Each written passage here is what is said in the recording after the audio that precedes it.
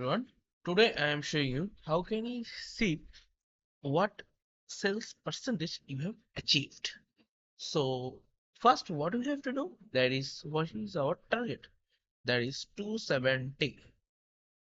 This is the target, and this is the quarter. uh, so what we have to do, first we have to plus this sign. So see that, plus sum. After this we have got this, we just flash the cells. What do I have to do first?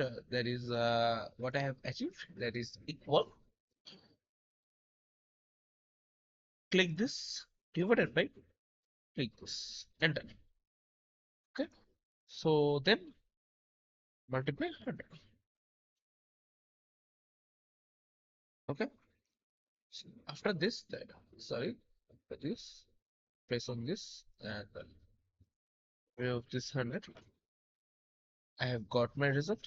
Just click flash. Flash. See.